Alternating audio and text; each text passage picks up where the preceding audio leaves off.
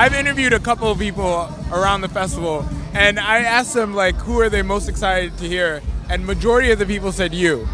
Really? Yes. Oh man, that's so crazy. That feels so crazy to me. What do you feel about the festival so far? I love it. I wish I was like out there getting like wasted and like watching all my friends play and not having to work.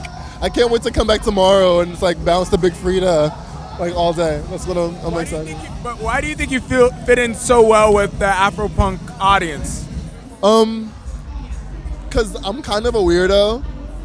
I'm a weirdo. I think we're all weirdos here. We're all weirdos here. This is a space for that. It's definitely the alternative personality space. It's a different lifestyle for sure.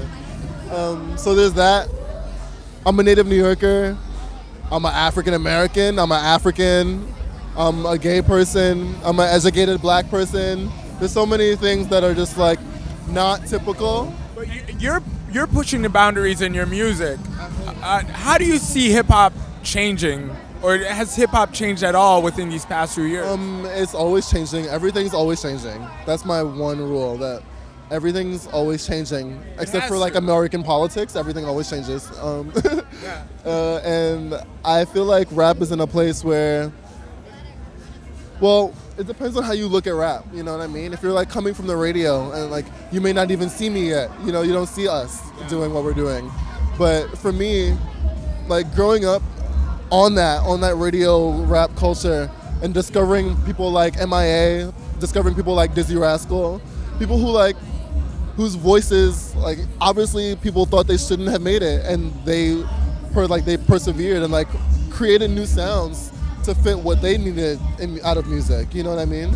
So, like, hip hop is known for being very, very homophobic. How do you see it changing from, you know, being in sort of this one-dimensional sort of industry to having acts like you and Mickey Blanco?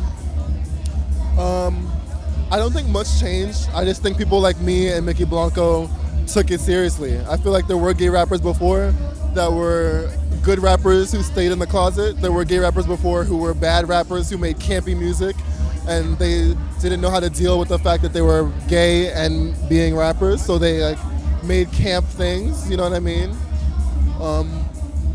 So I just feel like it's different and it's progressive because we're just being honestly ourselves. So why Afropunk? What attracted you to Afropunk first and foremost? I mean, the fact that I've always wanted to play it, I've never known too much about it that's like peripherally new. Like I was a Dante's Fried Chicken person before, so I just felt like I was supposed to be here a minute ago.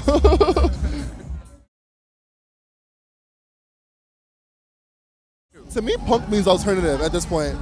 Because if you're making like punk music that sounds the way punk music did, you're doing something that's already done and you're not being radical. To me, being like rebellious and radical is being punk, and being rebellious and radical means just pushing boundaries and being a weirdo.